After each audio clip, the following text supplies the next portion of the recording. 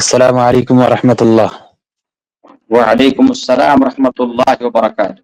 শেখ, আমার প্রশ্ন হচ্ছে যে হজ করতে যাওয়ার জন্য কি যাকাতের পয়সা দেওয়া যাবে যে ব্যক্তি হজ করতে যাচ্ছে? হুম, এই ব্যাপারে উলামায়ে কেরামদের মতভেদ রয়েছেন। ইমাম আহমদ বিন হাম্বল রাহিমাহুল্লাহ বলেছেন যে হজে কেউ যদি যায় তাহলে তাকে যাকাতের টাকা দেওয়া যেতে পারে, কিন্তু এ ব্যাপারে জুমহুর উলামায়ে কেরাম বা যারা মুহাক্কিকিন উলামায়ে কেরাম তারা বলছেন যে না, যাকাতের টাকা হজে দেওয়া যাবে না। যাকাতের মাসরাফ হচ্ছে আটটি, যেটি সূরা তাওবাতে উল্লেখ করা হয়েছে আসলের সেগা দিয়ে, ইন্নামাস সাদাকাতু লিল ফুকারা ওয়াল মাসাকিন ওয়াল আমিলিন আলাইহা ওয়াল মুআল্লাফাতি কুলুবুহুম ফির রিকাব ইলা আখিরিহি। সুতরাং হজকে যাকাতের মাসরাফ হিসেবে উলামায়ে কেরামরা গণ্য করেননি।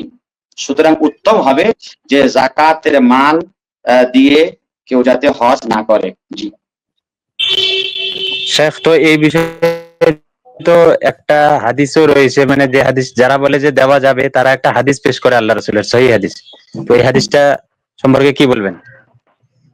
জি, আমি বললাম যে সেই হাদিস আমি জানা আছে, বা সেই হাদিসটার দিকে আমি ইশারা করেছিলাম যে ইমাম আহমদ বিন হাম্বল রাহিমাহুল্লাহ সেই হাদিসের দিক দিয়ে সেটাকে দেখেই উনি বলেছেন যে হজে দেওয়া যেতে পারে, কিন্তু যেহেতু রাসূলুল্লাহ সাল্লাল্লাহু আলাইহি ওয়াসাল্লাম তাকে হয়তো কোন ক্ষেত্রে দিয়েছেন, তার দুর্বলতার কারণে দিয়েছেন না তার মিসকিনতার কারণে দিয়েছেন, হতে পারে 2 টাকা ব্যাংকে জমা হয়ে গেছে তার জন্য দিয়েছেন। কারণ যদি হজে দেওয়া জায়েজ হতো তাহলে কোরআনের আয়াতের বিপরীত হয়ে যাচ্ছে।